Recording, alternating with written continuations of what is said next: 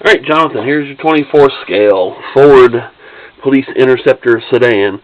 And of course I just noticed that I probably should have cleaned it up a little bit better before I actually did the video. But anyway, I'll take care of that in a little bit. And I got a text. Again, 24 scale. It's a Motormax model. As we discussed, this is, I didn't obviously glue the push bumper back on. I do remember seeing the video. I think there is one on that car. That's why I didn't glue that back on. Let's just go ahead and pull that off. I didn't want to attach it and then realize that the video didn't show it, but I do believe it shows shows one on the car in the video, so I'll fix that in a little bit.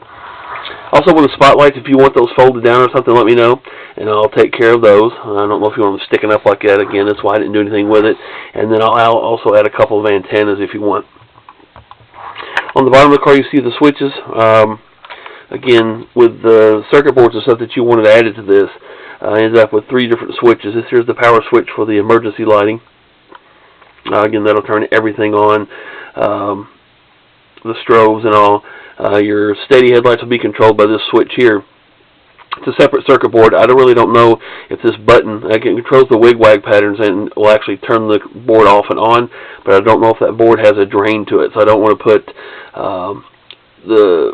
basically use this selection switch for an on-off switch as well, because you may let the car sit for 3 days and it drain the battery completely because the circuit board's pulling power from the battery. So you'll have to hit this to actually activate the headlights. So let's go ahead and do that, and you'll press that white button and then press this once, and that will activate your headlights and of course taillights. And if you press that button again, then begin the wig-wag patterns.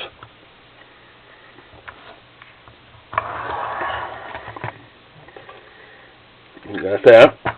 And then I mentioned there's different speeds to those. Let's see if I can turn this around here. Camera will pick them up, I think, up to a certain point, and it's going to look like they're just kind of flashing randomly. But they are wig-wag. It's just it speeds it up so much. So I left the white switch on again. That turns off everything, the headlights completely. But I don't know, it may drain the battery, so just make sure maybe you want to turn these off or turn them off with that switch there to actually have them completely off again. You don't want the board to drain the battery.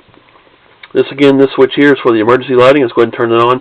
Got some things added that we talked about. I didn't know if I could do it or not as far as fitting them in here. Just about ran out of room with the circuit boards and everything that's on this. But anyway, everything worked out pretty well. So I think we're going to be good. Now you see your side strobe. It looks like it's just flashing, but it actually is a triple strobe. You have your, I ended up putting your strobes in your headlight housings.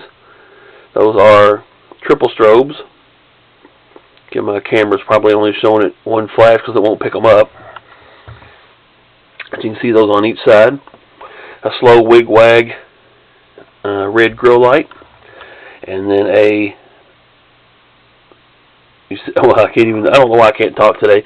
But anyway, your white and red lights on the dash and on the front visor. Again, different speed wig-wags with those. You wanted a ice blue colored light on your computer.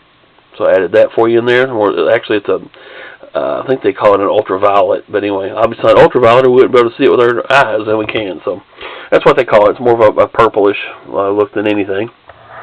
And again, you see your red triple strobes on here on the side fenders. And then the back, you have your slow wig-wag red and blues. The reverse strobes that I didn't know if I could get to work as far as fit, and of course it looks like they just completely shut off because my camera is so awesome. If I block these off, it might pick them up better. There we go. Look at that. Red and blue plays tricks on my camera. Do that again. Look, it won't even pick up the whites hardly. That's funny. Anyway, and of course you have a red strobe on this fender as well. Again, those are triple strobe. So my camera doesn't pick them up. We just proved that with these rear ones. And if you want to turn on your tail lights and everything, of course the steady tail lights will work with this as well. Of course you can see your strobes firing inside the housings. And if you want to go to wigwag, I like the second speed. You have your wigwag headlights, taillights, along with your corner strobes in the headlights. And in the back, of course, your reverse light strobes are not going to show. Let's do this again. So there we go. And you can see your reverse strobes as well.